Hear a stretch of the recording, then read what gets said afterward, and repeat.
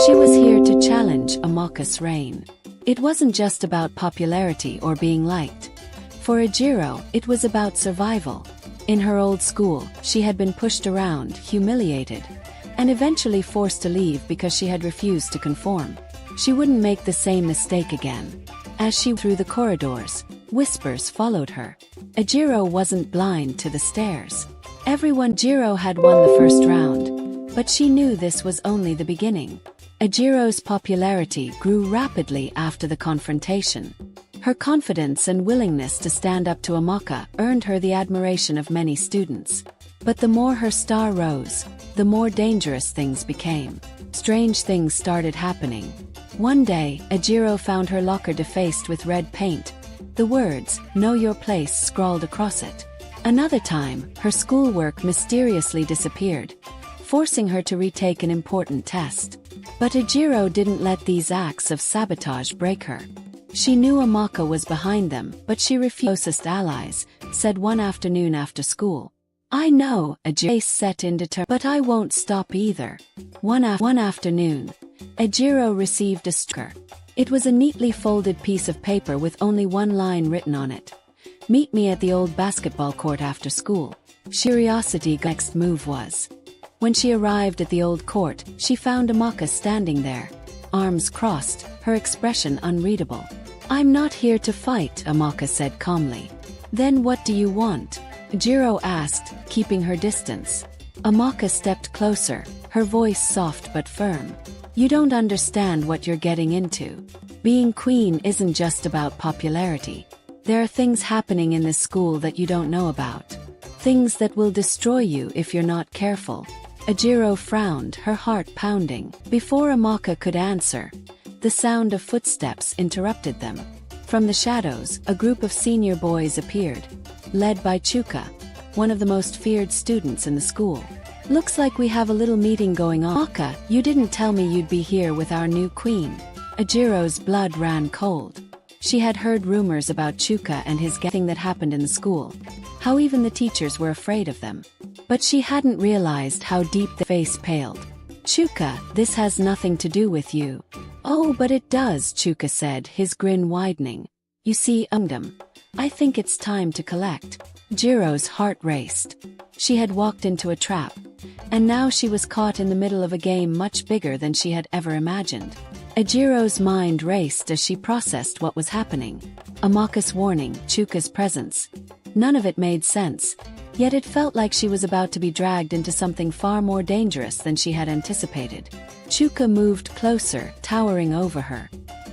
His presence was menacing, and Ejiro knew this wasn't just about high school drama anymore. "Let me explain something to you, new queen," Chuka sneered, his voice dripping with mockery. "This school isn't run by Amaka, and it won't be run by you. Place long before you got here."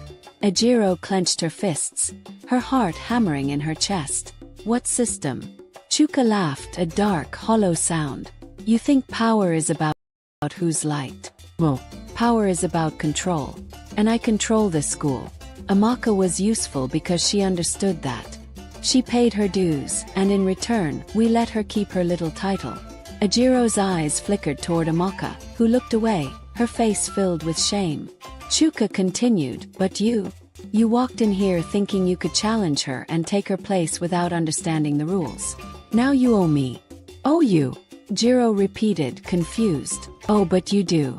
You took Amaka's place, which means you inherit her debt. And if you pay up." Ejiro stepped back, her mind reeling. This was far worse than she imagined. "What do you want from me?" Chuka's eyes glinted with malice. "Nothing big, just a few favors here and there. Information access. You'll help us when we need you, or..." His voice lowered menacingly. "You'll regret ever stepping foot in this school." Jiro's stomach churned. She had fought so hard to stand up to Amaka, only to discover that there was something much darker lurking beneath the surface. Chuka's gang wasn't just powerful, they were dangerous. "You can't scare me," Ejiro said. Chuka laughed again, this time more sinister. "We'll see about that." With one final glance at Amaka, who remained silent, Chuka turned and walked away with his gang, leaving Ejiro standing there in stunned silence. Ejiro couldn't shake the feeling that she was being watched.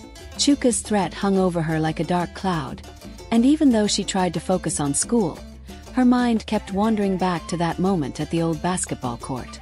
Amaka hadn't spoken to her since the encounter, and Ejiro wasn't sure if she should trust her. Part of her wanted to confront Amaka to demand answers, but another part of her feared that whatever Amaka had gotten herself into, Ejiro was now tangled up in it as well. It wasn't long before the sabotage started again. This time it was more direct. One morning, Ejiro arrived at school to find that someone had broken into her locker. Her notebooks were torn, faced with crude drawings and insults. The message was clear. Chuka wasn't done with her. But Ejiro wasn't one to back down easily. She had come to Oge High to survive, and she wasn't going to let Chuka or his gang scare her off. She started to gather information, discreetly asking her friends and classmates about Chuka's gang. What she learned was chilling. They had ties to the city beyond the school, a network of older boys who handled business for them. No one dared cross them. One evening, as she was visibly shaken, "Ejiro," she panted, grabbing her arm. "You need to come with me. Now." Ejiro frowned. "What's going on?" "It's Ifani," Titi said, her voice trembling. "He's in trouble." Ejiro's heart skipped a beat. Ifani, Amaka's closest ally, had always been wary of her since she arrived. But Titi's fear was real, and whatever had happened to Ifani couldn't be good. Without another word, Ejiro followed Titi across the schoolyard and down to the empty classrooms at the back. Ventured after hours. When they arrived, Ejiro's blood ran cold. Ifani was slumped against the wall, his face bruised, blood trickling from his nose. His pink and ash uniform was torn, and his eyes were wide with terror. "What happened?" Ejiro gasped, kneeling beside him. "It was Chuka," Ifani croaked, his voice barely a whisper. "You." Ejiro's stomach twisted. "What message?" Ifani struggled to speak. "They said if you don't fall in line next time it'll be," trembled as she helped Ifani to his feet. The fear that gripped her was almost paralyzing, but beneath it was a surge of anger. "Go up against him, we could be putting our lives at risk." Ejiro's heart raced, but she didn't back down. "I'd rather fight and lose than live in fear. Are you with me or not?" Amaka studied her for a long moment, then finally nodded. "All right, but we'll need a plan." As they stood together outside the school gates, a new alliance was formed. Ejiro and Amaka, former rivals, now united against a common enemy. But even as they prepared for the fight of their lives, Ejiro knew that this was only the beginning of a battle far more dangerous than she had ever imagined. Later that day, they gathered in a secluded corner of the schoolyard, away from prying eyes. Amaka laid out what she knew about Chuka's operation. The network of older boys who worked for him, the teachers he had in his pocket, and the students he used to carry out his dirty work. It was worse than Ejiro had thought. Chuka wasn't just a school bully. He was running a criminal empire, and Oge High was just a piece of the puzzle. "We can't take him down alone," Amaka said, her voice tense. "We'll need help." Ejiro nodded, her mind racing. But who could they trust? Everyone was either too afraid of Chuka or already under his control.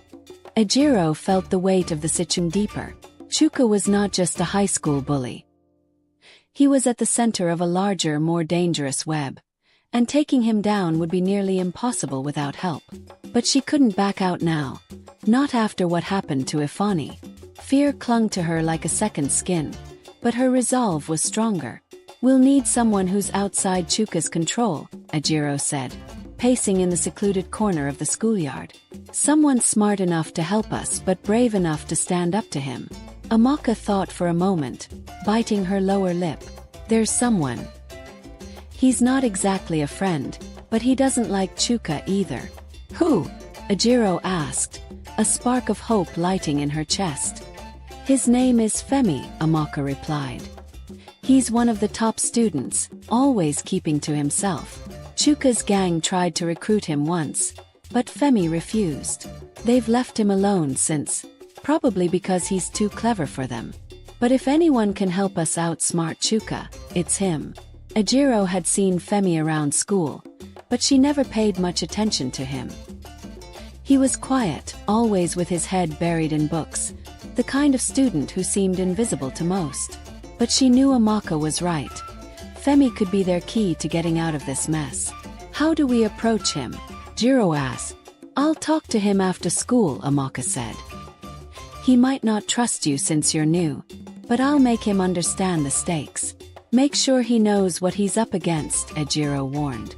We can't afford anyone backing out halfway. Amaka nodded, her eyes serious. I'll make sure.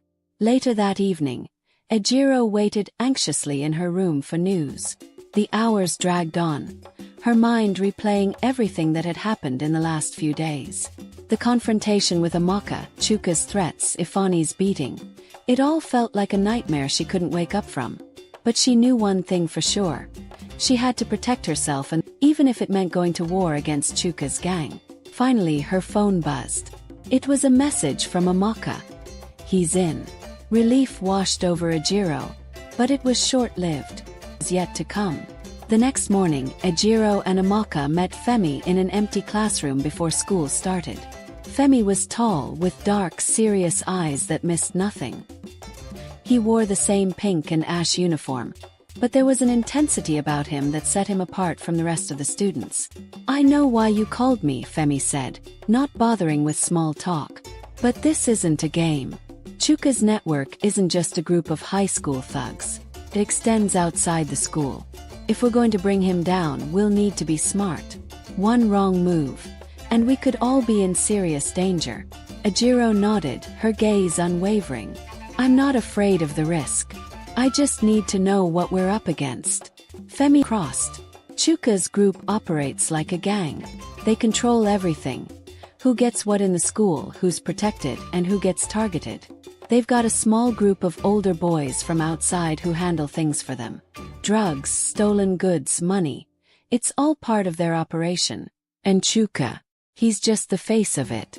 The real power lies in those boys. Ejiro swallowed hard. This was bigger than she had thought, but it only strengthened her resolve. So how do we stop them? Femi paused, thinking carefully before he spoke. We need to hit them where it hurts, but without exposing ourselves. We need evidence, something that proves what they're doing is illegal. If we can gather enough proof, we can take it to someone who's not afraid of Chuka's influence. The school authorities won't help us, but if we can get the right evidence, maybe we can take it beyond the school. Amaka looked skeptical. And who exactly do we take it to? The police won't believe us without solid proof. And even then, they might be in on it. We'll need to take it to someone higher up. Someone with authority outside this school, Femi explained. But first, we need to gather the evidence. Ejiro nodded, already feeling a plan taking shape. How do we do that? Femi on the classroom, making sure no one was listening. We'll have to get close to Chuka's operations. That means someone on the inside will need to get us information. Ejiro's stomach twisted. She knew what Femi was suggesting. You want me to get close to Chuka? You're the only one who can, Femi said, his eyes locking onto hers. Chuka sees you as a threat, but that means he'll be watching you closely. If you play your cards right, you could gain his trust. Once you're in, you'll have access to the things we need. Ejiro hesitated, her mind racing. Getting close to Chuka meant putting herself in serious danger, but she knew it was the only way to stop him. I'll do it, she said finally, her voice firm. Amaka's eyes widened. Ejiro, you don't have to. I do, Ejiro interrupted, her voice steady. If we're going to stop him, this is the only way. Femi nodded, his expression serious. It won't be easy. You'll need to be careful, watch your back at all times. But if you can pull this off, we might just stand a chance. Over the next few days, Ejiro slowly started inserting herself into Chuka's orbit. She made sure to be seen in places where he and his gang hung out, always careful to appear casual, but never too eager. It didn't take long for Chuka to notice. His dark, calculating eyes followed her movements with growing interest. One afternoon, Chuka approached her in the schoolyard. flanked by two of his boys. Well, if it isn't the new queen herself," Chuka said, his voice dripping with sarcasm. Ejiro forced a smile, her heart racing. "I heard you run this place. Thought I'd see what all the fuss is about." Chuka raised, "And what do you think so far?" Ejiro met his gaze, refusing to show fear. "I think you're right. There's more going on here than people realize." Chuka studied her for a moment, then smiled, a dangerous, predatory smile. "You've got guts, I'll give you that. But guts don't get you far unless you know how to play the game." "I'm willing to learn," Ejiro said, keeping her voice steady. Chuka's smile widened. "We'll see about that." As he walked away, Ejiro, she was playing a dangerous game, but there was no turning back now, and Ejiro slowly gained Chuka's trust. She started hanging out with his gang more often, learning their routines, their secrets, and the locations they used for their operations. But the deeper she got, the more dangerous things became. One evening, as Ejiro sat with Amaka and Femi, she shared everything she had learned. "They're using an abandoned warehouse near the market as a base for their outside operations," Ejiro said quietly. "That's where they keep the stolen gear and get photos or recordings. We'll have the proof we need." Femi nodded, his face serious. "That's the key. If we can get solid evidence, we can take it to someone outside the school. Someone who won't be afraid to take action. But how do we get in without them catching us?" Amaka asked, her voice filled with worry. Ejiro glanced at them both, her heart pounding. "I'll go in." Amaka's eyes widened in disbelief. "Ejiro, no. That's way too dangerous. If they find out..." Ejiro held up her hand, silencing her. "I know the risks, but we don't have much time. Chuka's getting suspicious, and if we wait too long we'll lose our chance. I've gained enough of her trust to get close. I can do this." Femi leaned forward, his dark eyes serious. "It's not just dangerous, it's suicidal. The warehouse isn't just a hideout. It's where they conduct their biggest deals. If you get caught there, Ejiro, it won't just be a beating like Ifani got. You'll be lucky to make it out alive." Ejiro's stomach churned, but her resolve didn't waver. She knew this was their best shot. "I'll be careful. I'll go at night, when they're not expecting anyone to snoop around. If I'm quick, I can get the photos and get out before anyone realizes I'm there." Amaka shook her head, her hands trembling slightly. "This feels wrong. What if something goes wrong?" Ejiro looked at her, trying to reassure her friend. "I don't have a choice, Amaka. We've come this far. If we don't act now, Chuka will keep hurting people. He won't stop until he's destroyed everything and everyone in his way." Amaka was silent for a long moment, her expression torn between fear and loyalty. Finally she nodded. "Okay. But promise me you'll be careful." Ejiro smiled, though her heart was pounding. "I promise."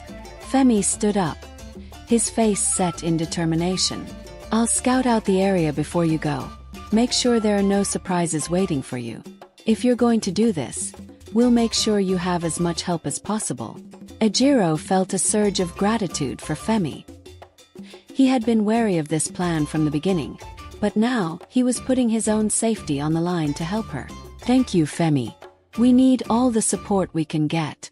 The night of the operation arrived sooner than Ejiro had expected. She slipped out of her house after midnight, her heart hammering in her chest. The streets of Lagos were quieter than usual, but the city still hummed with its typical life. She kept her head low, moving swiftly through the narrow alleys until she reached the edge of the market district. Femi had done his part. He had scoped out the area and reported that only 2 guards were stationed near the warehouse that night. Ejiro's plan was to enter through a broken side window Femi had found, avoiding the main entrance where the guards patrolled. As she approached the warehouse, her breath hitched. The building was massive, looming over her like a shadow in the dim light of the street lamps. It was old and dilapidated, with cracked walls and a roof that looked like it could cave in at any moment. But she knew better. Inside, it was a fortress of illegal goods and money. Her fingers trembled slightly as she approached the window, but she steadied herself, repeating her plan over and over in her head. Get in, take the photos, get out. It sounded simple, but she knew one wrong move could cost her everything. Slowly, she pushed the broken window open, careful not to make any noise. She slid through the narrow gap, landing softly on the cold concrete floor inside. The warehouse was eerily quiet, the air thick with dust and the smell of decay.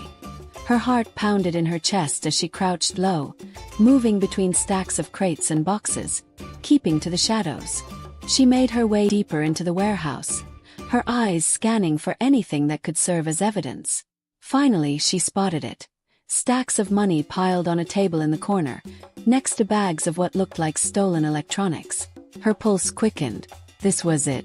If she could get photos of this, they would have undeniable proof of Chuka's illegal activities.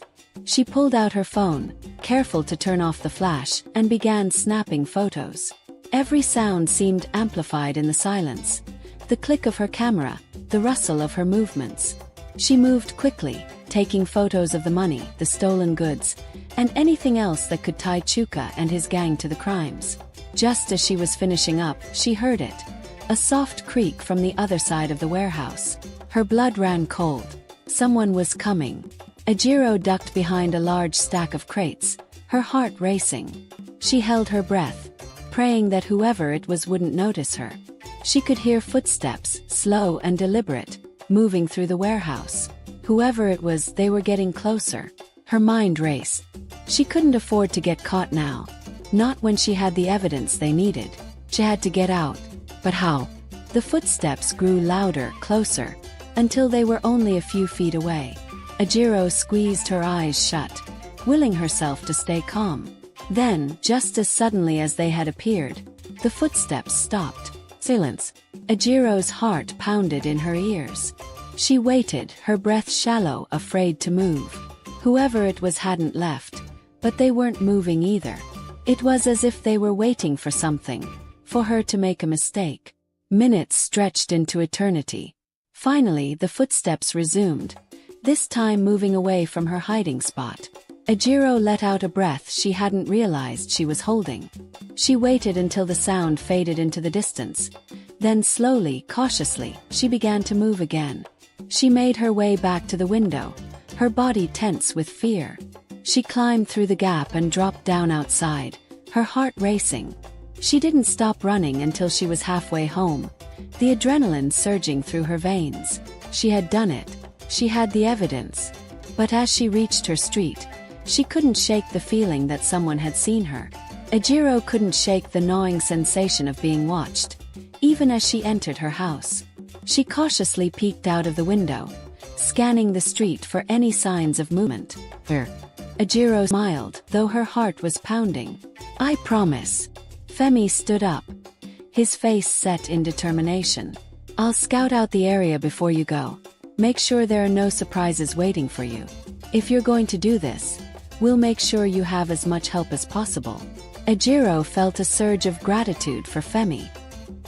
He had been wary of this plan from the beginning, but now he was putting his own safety on the line to help her. Thank you, Femi. We need all the support we can get. The night of the operation arrived sooner than Ejiro had expected. She slipped out of her house after midnight, her heart hammering in her chest. The streets of Lagos were quieter than usual, but the city still hummed with its typical life. She kept her head low, moving swiftly through the narrow alleys until she reached the edge of the market district. Femi had done his part. He had scoped out the area and reported that only 2 guards were stationed near the warehouse that night. Ejiro's plan was to enter through a broken side window Femi had found, avoiding the main entrance where the guards patrolled. As she approached the warehouse, her breath hitched. The building was massive, looming over her like a shadow in the dim light of the street lamps. It was old and dilapidated, with cracked walls and a roof that looked like it could cave in at any moment. But she knew better. Inside, it was a fortress of illegal goods and money. Her fingers trembled slightly as she approached the window, but she steadied herself, repeating her plan over and over in her head. Get in, take the photos, get out. It sounded simple, but she knew one wrong move could cost her everything. Slowly, she pushed the broken window open, careful not to make any noise. She slid through the narrow gap, landing softly on the cold concrete floor inside. The warehouse was eerily quiet, the air thick with dust and the smell of decay. Her heart pounded in her chest as she crouched low, moving between stacks of crates and boxes, keeping to the shadows. She made her way deeper into the warehouse, her eyes scanning for anything that could serve as evidence. Finally, she spotted it. Stacks of money piled on a table in the corner, next to bags of what looked like stolen electronics. Her pulse quickened. This was it. If she could get photos of this, they would have undeniable proof of Chuka's illegal activities. She pulled out her phone, careful to turn off the flash, and began snapping photos. Every sound seemed amplified in the silence. The click of her camera, the rustle of her movements. She moved quickly, taking photos of the money, the stolen goods, and anything else that could tie Chuka and his gang to the crimes. Just as she was finishing up, she heard it. A soft creak from the other side of the warehouse. Her blood ran cold. Someone was coming. Ejiro ducked behind a large stack of crates, her heart racing. She held her breath, praying that whoever it was wouldn't notice her. She could hear footsteps, slow and deliberate, moving through the warehouse. Whoever mind race. She couldn't afford to get caught now. Not when she had the evidence they needed. She had to get out. But how? The footsteps grew louder, closer, until they were only a few feet away. Ejiro squeezed her eyes shut, willing herself to stay calm. Then, just as suddenly as they had appeared, the footsteps stopped. Silence. Ejiro's heart pounded in her ears. She waited, her breath shallow, afraid to move. Whoever it was hadn't left. But they weren't moving either. It was as if they were waiting for something, for her to make a mistake. Minutes stretched into eternity. Finally, the footsteps resumed, this time moving away from her hiding spot. Ejiro let out a breath she hadn't realized she was holding. She waited until the sound faded into the distance. Then slowly, cautiously, she began to move again. She made her way back to the window, her body tense with fear. She climbed through the gap and dropped down outside, her heart racing. She didn't stop running until she was halfway home, the adrenaline surging through her veins. She had done it. She had the evidence. But as she reached her street, she couldn't shake the feeling that someone had seen her. Ejiro couldn't shake the gnawing sensation of being watched, even as she entered her house. She cautiously peeked out of the window, scanning the street for any signs of movement. There was nothing, just the dim glow of streetlights and the distant hum of the city. But the unease lingered, tightening around her like a cold hand on her shoulder. She tried to calm herself, reasoning that it was just nerves from the night's dangerous mission. She had pulled it off. The evidence was secure. And now they could finally take down Chuka and his gang. Yet, the shadow of doubt remained. Had she been seen? Her phone buzzed, making her jump. It was a message from Amaka. "Did you make it out okay?" Ejiro's fingers trembled slightly as she typed back, "Yes. I'll show you tomorrow." She hesitated before sending another message to Femi. "I think someone was there. I don't know if they saw me." Femi's response was quick. "Stay calm. They probably didn't. Just lay low for now. Meet me and Amaka tomorrow after school. We'll go over the evidence." Ejiro nodded to her, head curled in her stomach. She didn't respond, instead tossing her phone on her bed and collapsing next to it. Her body was exhausted, but her mind refused to rest. The night replayed in her thoughts, every step, every sound. She could still hear the creak of those footsteps, still feel the weight of the silence that had pressed against her when the person stopped so close to her hiding spot. Whoever it was, they weren't just passing by. They had been. Ejiro squeezed her eyes shut, trying to push the fear away. But as she drifted off to sleep, one thought haunted her dreams. She wasn't as invisible as she had hoped. The next morning at school, Ejiro felt a strange tension in the air. Everything looked normal. The students in their pink and ash uniforms, the noisy chatter filling the hallways, the teachers moving in and out of classrooms. But something was off. She heard her, whispering as she passed. It wasn't just her imagination. Word had gotten out about something and it was making everyone nervous. Amaka met her by the school gate, her face pale. "Did you notice?" she whispered urgently. Ejiro nodded. "Yeah, something's wrong." "They're talking about Chuka," Amaka said, biting her lip. "Something happened last night. He's angry, like really angry. Someone's been spying on him." Ejiro's heart skipped a beat. "Did he mention who?" Amaka shook her head. "Oh. But I overheard some boys saying he's looking for whoever's responsible. And he's not being quiet about it." Fear pulsed through Ejiro. She knew this would be dangerous. But hearing that Chuka was actively hunting down whoever had crossed him sent shivers down her spine. She tried to steady her growing sense of dread. "We need to act fast," Ejiro said, her voice low. "I'll meet Femi after school, and we'll plan our next move." "We can't wait," danced around nervously. "Do you think he knows it's you?"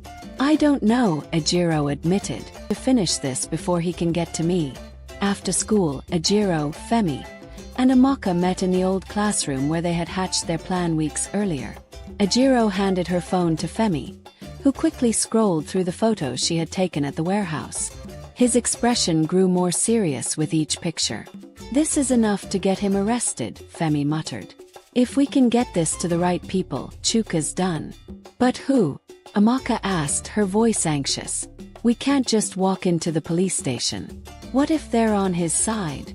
Femi rubbed his chin, thinking. "I have a cousin who works with a lawyer. He's honest, and he's not afraid of people like Chuka. If we can get this to him, he'll know what to do." Ejiro felt a flicker of hope, but it was quickly extinguished when the door to the classroom creaked open. They all turned, and there, standing in the doorway, was Chuka. For a moment no one moved.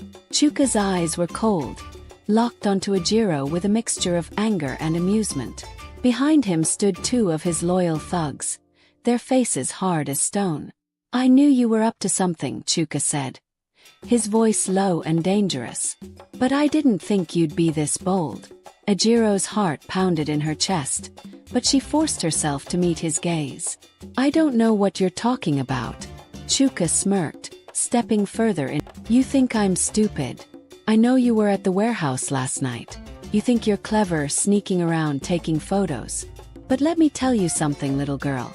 You're playing a game you don't understand." Amaka took a step back, her eyes wide with fear. "Girls," his fists clenched. "Leave her alone, Chuka." Chuka chuckled darkly.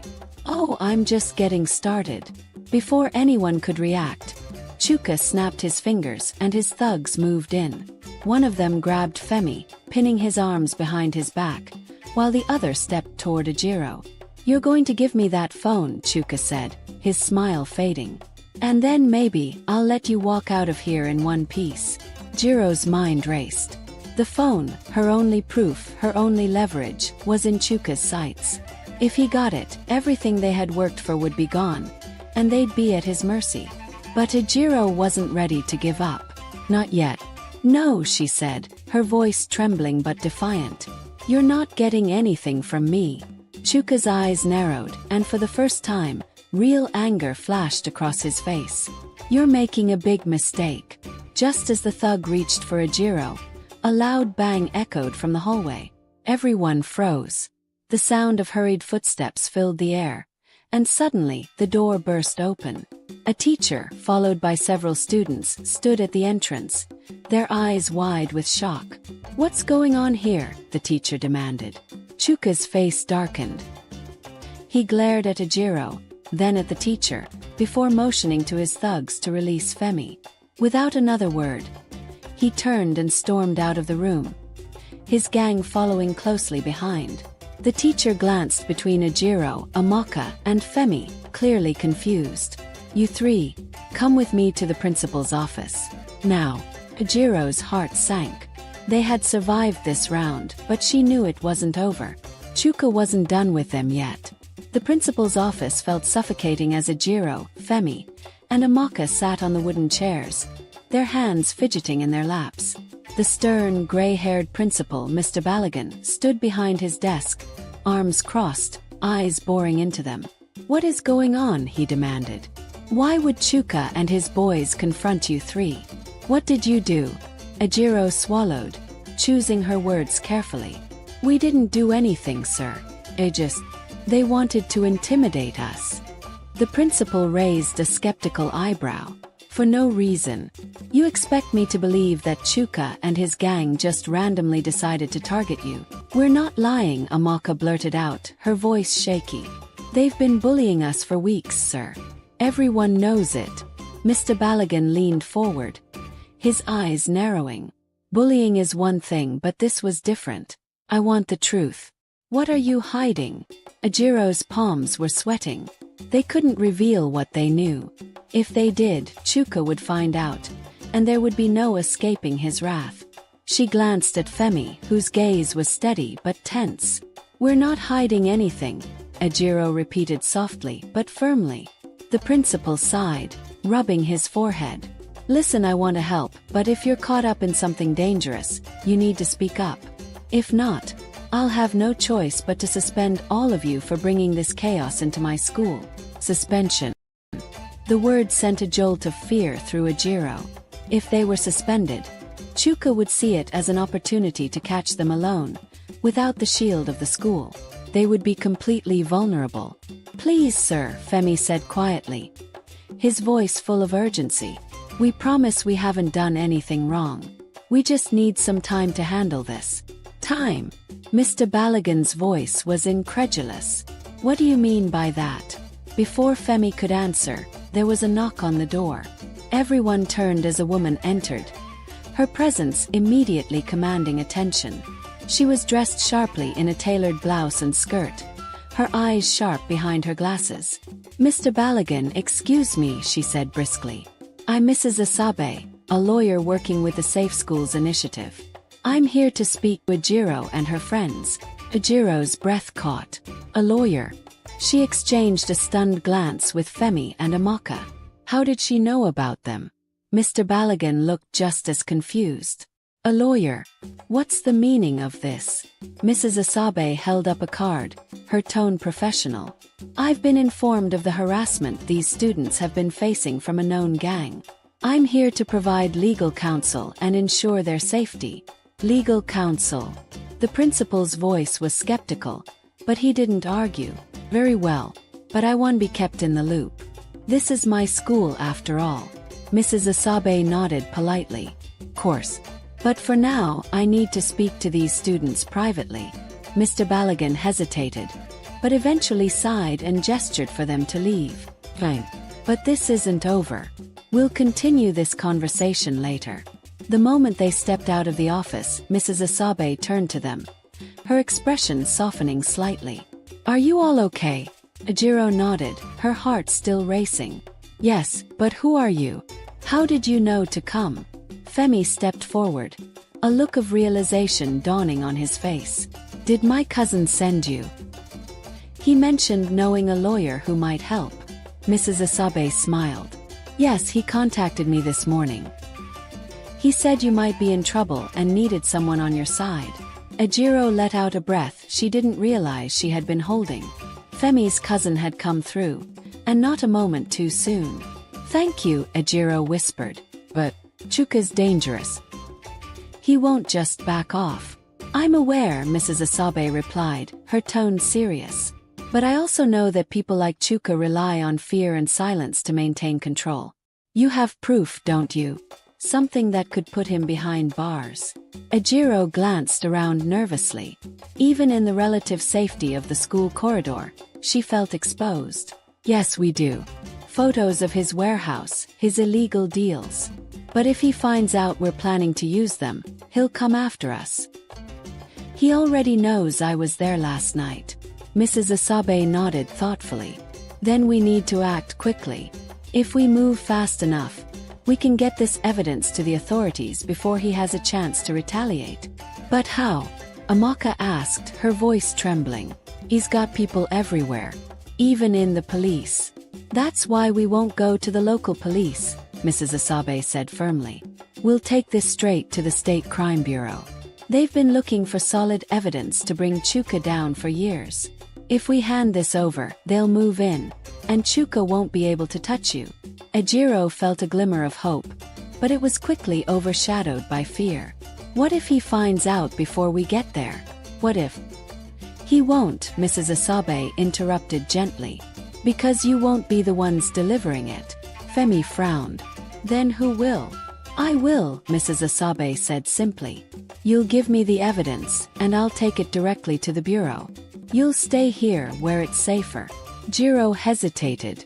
The thought of handing over the only proof they had, trusting a stranger with everything they had risked their lives to obtain, it felt terrifying, but they had no other choice. Okay, Ejiro said quietly. She pulled out her phone, opened the folder with the photos, and handed it to Mrs. Asabe. But please, be careful. Mrs. Asabe's expression softened. I promise, Ejiro. This will end today. As she turned to leave, Ejiro's stomach tightened. She wanted to believe that Mrs. Asabe would succeed, that this nightmare would finally be over. But deep down, a small voice whispered that things were far from safe. Because Chuka wasn't just a thug. He was a master at playing people, at twisting every situation to his advantage. And if Mrs. Asabe was walking into this without knowing just how far Chuka's influence stretched, she might be in more danger than any of them realized. Ejiro watched the lawyer walk away, her heart heavy with dread. They had made their move. Now all they could do was wait, and hope that Chuka wouldn't strike back first. Ejiro's nerves were stretched thin as the day dragged on. Every sound, every footstep made her flinch. The chatter in the hallways, the laughter of students outside, even the loudspeaker announcements.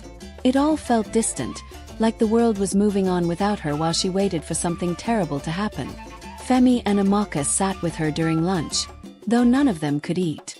They huddled in a corner of the school courtyard, keeping their voices low, eyes darting around nervously. The pink and ash uniforms of the students blurred into a sea of motion, but Ejiro felt frozen in place. Do you think she's okay? Amaka asked, biting her nails. Femi nodded, though his expression was tense. She's a lawyer. She knows she's doing. But Chuka, Ejiro started, her voice barely above a whisper. What if he finds out? What if he gets to her before she can deliver the evidence? Femi's jaw tightened. We have to trust her. If we panic now, we'll make mistakes. We have to stay calm.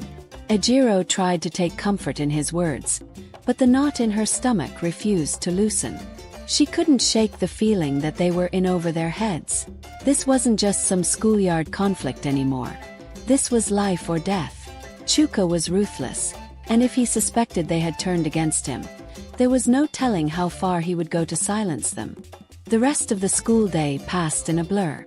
Ejiro barely listened to her teachers, her mind too preoccupied with thoughts of Mrs. Asabe and the evidence.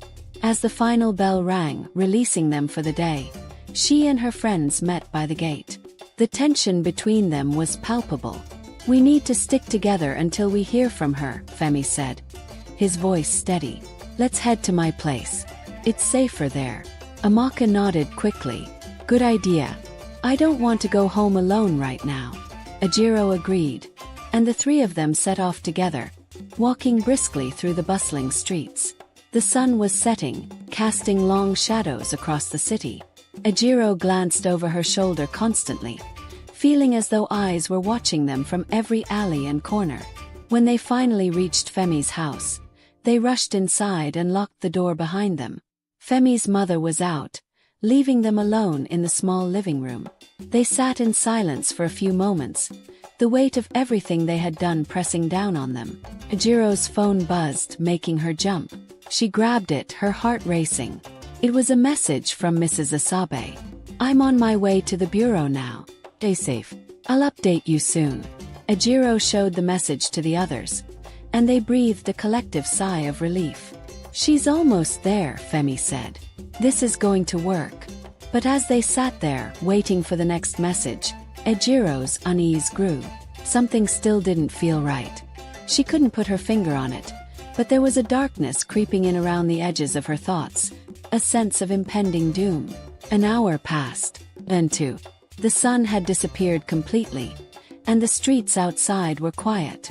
Ejiro checked her phone constantly, willing Mrs. Asabe to send another message, to tell them that it was over. Femi and Amaka had started pacing the room, their earlier confidence fading.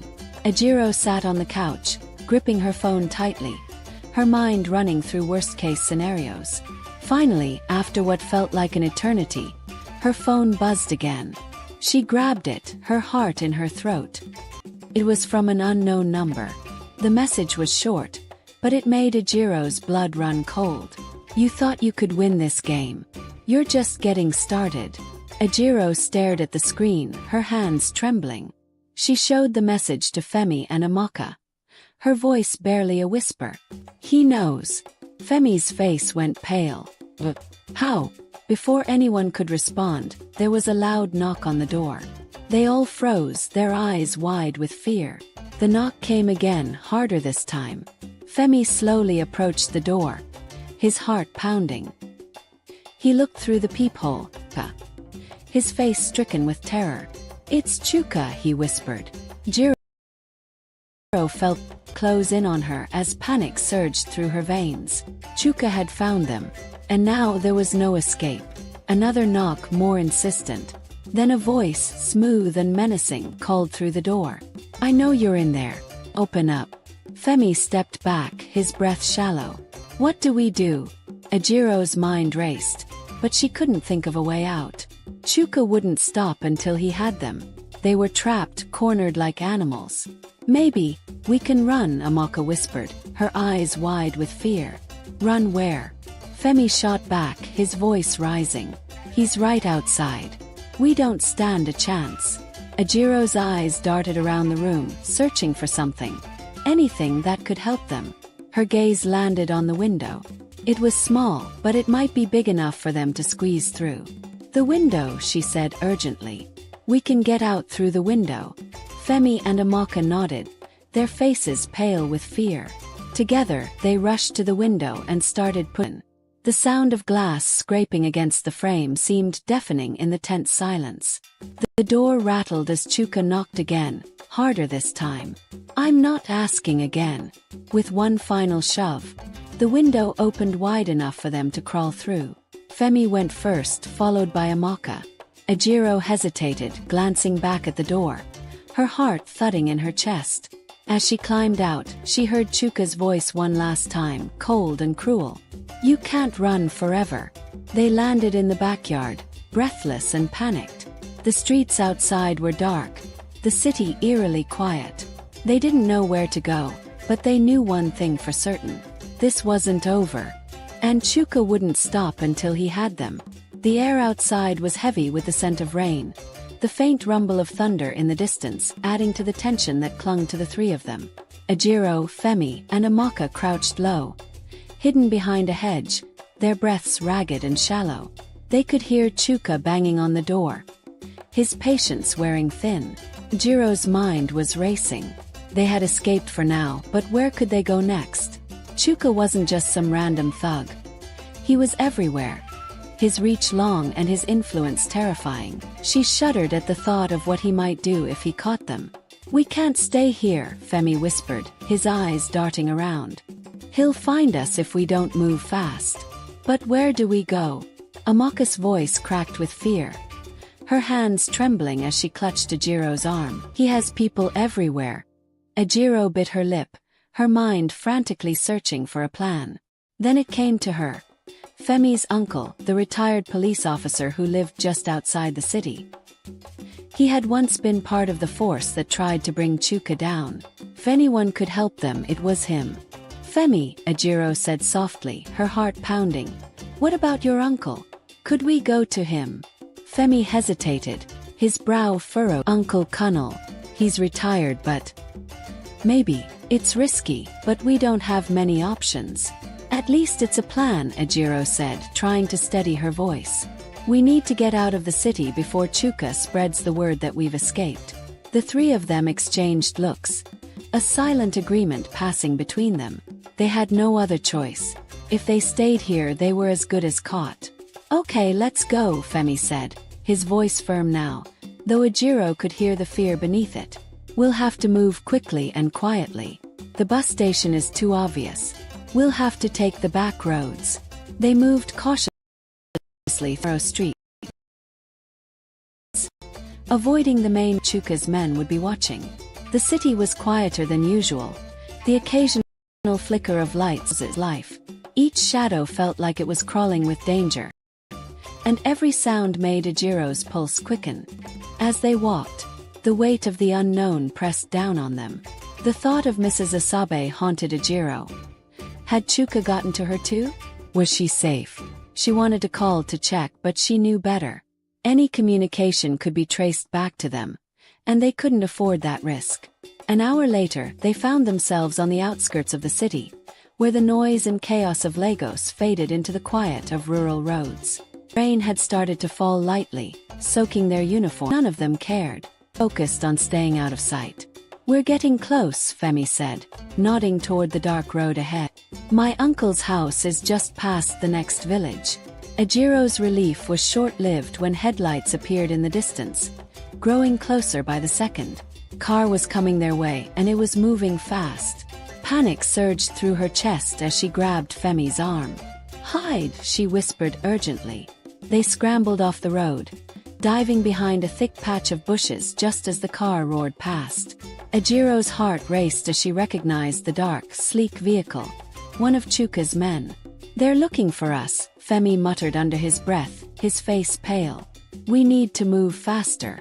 They waited for the car to disappear into the distance before climbing out of the bushes and continuing on foot. The rain was falling harder now, soaking them, but they pressed on, driven by fear and the desperate hope that they might finally reached Uncle Cunnell's house. It was nearly midnight, at the end of a narrow dirt road, surrounded by tall trees. It looked quiet, peaceful, like a refuge from the storm. Femi knocked on the door, glancing nervously over his shoulder. The minutes felt like hours as they waited, each second filled with the terror that Chuka's men might find them at any moment. Finally, the door creaked open, revealing a tall man in his 60s with graying, perceptive eyes. Uncle Cunnell took one look at them, drenched, exhausted and terrified, and stepped aside without a word, motioning for them to enter. Inside, the house was small but warm, the soft glow of a lamp casting long shadows on the walls.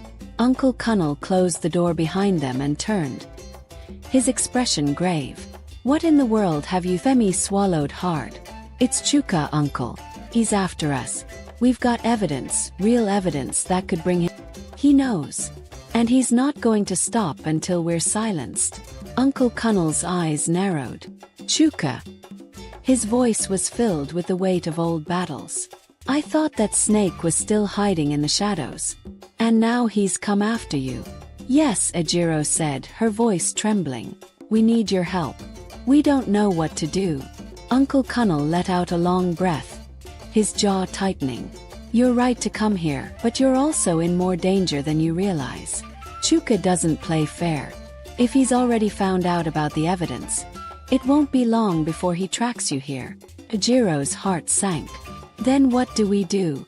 "We don't wait for him to come to us," Uncle Cunnell said, his eyes glinting with determination. "We take the fight to him." The weight of Uncle Cunnell's words hung in the air. Ejiro exchanged glances with Femi and Amaka, her stomach twisting in knots. Taking the fight to Chuka. That sounded like suicide. Chuka wasn't just dangerous. He was connected, powerful, and had no mercy. She swallowed hard, her voice barely a whisper when she spoke. "How do we even begin to do that?" Uncle Cunnell paced the small living room, his brow furrowed in thought. "Chuka's power lies in fear. He controls people because they're too scared to stand up to him. But that also means he has enemies, people who want him gone but don't know how to fight him. If we can gather enough evidence and get it into the right hands, we might stand a chance." Femi's eyes widened. "But we already tried that. Mrs. Asabe was supposed to deliver everything. We don't even know if she made it. What if she's been caught?" Uncle Cunnell stopped pacing and turned to face them. His expression was grim but resolute. "We can't assume the worst. If Chuka had gotten to her, you would have known by now. He'd have sent a message. A final one. But it's been hours and nothing. That means she's either still out there or she's hiding." Ejiro nodded slowly, her mind working through the possibilities. But how do we get to her? If she's hiding, she won't be using her phone or reaching out. We find her the old-fashioned way, Uncle Connell said, his voice firm. I know some of the places where whistleblowers go when they're in deep trouble. Safe houses that Chuka doesn't know about. We'll check those first. Amaka spoke up, small and uncertain. And if she's not there, then we'll figure out another plan, Uncle Connell said, his eyes steady. But we'll give up. Chuka may have the upper hand now, but the moment we strike, he'll realize he's not invincible. There was a long pause as Ejiro absorbed the plan. She wasn't sure if it was hope or desperation driving them forward, but she knew one thing. They couldn't keep running forever. Chuka would find them eventually, and when he did, it would be over. If they had any chance of surviving this, they needed to act now. Okay, Ejiro said quietly, steeling herself. Let's do it. We'll go find Mrs. Asabe. Femi and Amaka both nodded. They didn't have much choice. It was either fight or be hunted down. Uncle Connell grabbed his coat from the back of a chair and motioned for them to follow. We wait. The more time Chuka has to close in on us. Reeds, sticking to the shadows. The rain had slowed to a drizzle, but the cold air bit at their skin, making them shiver beneath their soaked uniforms. Ejiro kept glancing over her shoulder, half expecting to see Chuka's men lurking in the darkness, but the streets were eerily quiet. Uncle Connell led them through back alleys and narrow side roads, navigating the city with the ease of someone who had spent years avoiding trouble. His eyes were sharp, scanning every corner, every shadow, as if expecting danger at any moment. After what felt like an eternity of walking, they arrived at an old, dilapidated building at the edge of the city. It looked abandoned. Ejiro's heart sank. Was this really a safe house? Uncle Connell approached the door cautiously, tapping a secret knock on. For a moment there was only silence. Then, the door creaked open just a crack, revealing the face of an older woman, her eyes wary and suspicious. "Connell," she whispered, her voice thick with caution. "What are you doing here?" "I need your help, Amina," Uncle Connell said quietly. "We're looking for someone. A lawyer named Mrs. Asabe. She's in hiding, and I think she might have come here." The woman, Amina, studied them for a moment before sighing and stepping back to let them in. "You're lucky you caught me. The streets are crawling with Chuka's dogs tonight. If they knew you were out here, it'd be over for all of you." Ejiro's heart raced as they stepped inside the small, dimly lit room. It smelled of dampness and dust, and the walls were lined with old furniture and piles of boxes. The tension was thick, but Ejiro couldn't help feeling a sense of relief. For now they were safe. Amina locked the door behind them, her expression still tense. "I haven't seen anyone by that name, but there are a few other places she could be hiding. I'll reach out to my contacts and see what I can find." "Thank you," Uncle Connell said, his voice filled with gratitude. "We don't have much time.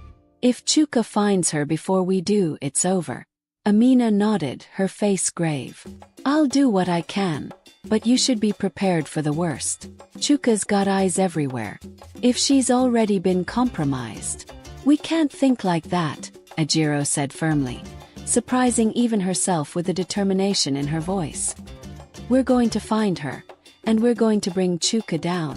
We've come too far to stop now." Amina gave her a small, sad smile. "I hope you're right, girl, but just be careful. Chuka's not the kind of man who lets people walk away alive." The words sent a chill down Ejiro's spine, but she forced herself to stay strong.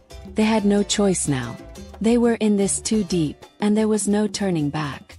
They huddled together in the small room, waiting for Amina's contacts to respond, every second feeling like a lifetime. As the rain picked up again outside, Ejiro's thoughts drifted to Mrs. Asabe. Was she safe? Was she scared? Or worse, had Chuka already found her? The waiting was unbearable, but deep down, Ejiro knew one thing for certain. This was only the beginning of the fight. And Chuka wasn't going to stop until he had destroyed everything. The hours seemed to stretch endlessly as they waited in the dimly lit room, the silence only broken by the occasional drip of water from the leaky roof.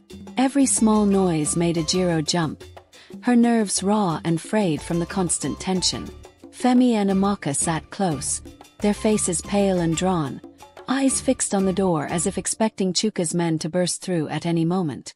Amina moved quietly around the room, making calls to her contacts in hushed tones. Her face was unreadable, but Ejiro could see the worry etched in her features.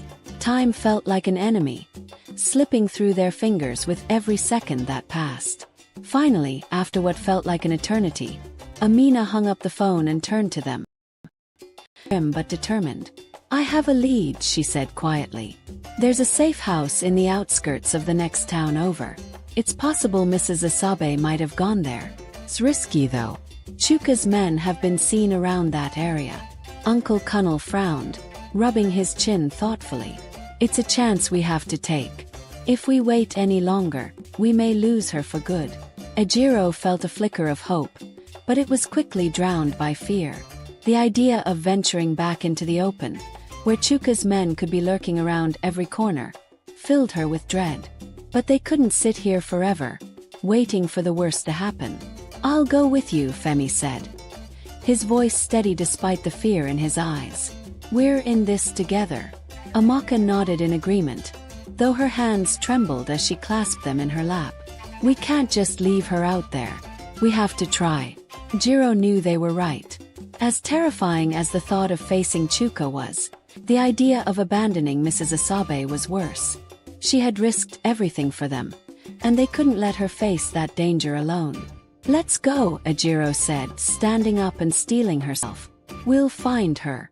Uncle Kunnel grabbed his coat and motioned for them to follow.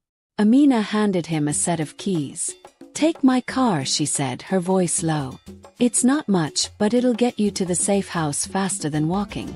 Just be careful. Chuka's people are everywhere." Ejiro thanked her, feeling a surge of gratitude for the older woman's help. They couldn't have made it this far without her. The drive through the dark, rain-soaked streets was tense and quiet. Ejiro kept her eyes on the road, every shadow feeling like a threat, every car that passed sending her heart racing. The rain blurred the view through the windshield, but Uncle Kunnel navigated the narrow roads, sat beside him in the passenger seat, clutching a small flashlight tightly. Amaka huddled together in the back, their faces pale in the dim light of the car's dashboard. The night seemed endless, the road stretching on and on into the darkness, but finally, they reached the outskirts of the neighboring town. Uncle Kunnel slowed the car as they approached a small, run-down neighborhood. The houses here were old, many of them abandoned, their windows dark and broken. People went to disappear. "This is it," Uncle Kunnel said quietly, pulling the car into a hidden spot 1 foot from here. "The safe house should be a few blocks away." They climbed out of the car, the rain still falling in steady sheets, soaking them almost instantly. Ejiro's heart pounded in her chest as they moved through the quiet streets, their footsteps muffled by the rain. Every creak of a door, every distant sound, felt like it was signaling the approach of danger. As they neared the safe house, a small, dilapidated building at the edge of the neighborhood, Uncle Kunnel motioned for them to stop. "Stay here," he whispered. "I'll go first." He crept toward the door, his movements careful and quiet. Ejiro held her breath, watching as he knocked softly, the sound barely audible over the rain, and Ejiro's heart sank.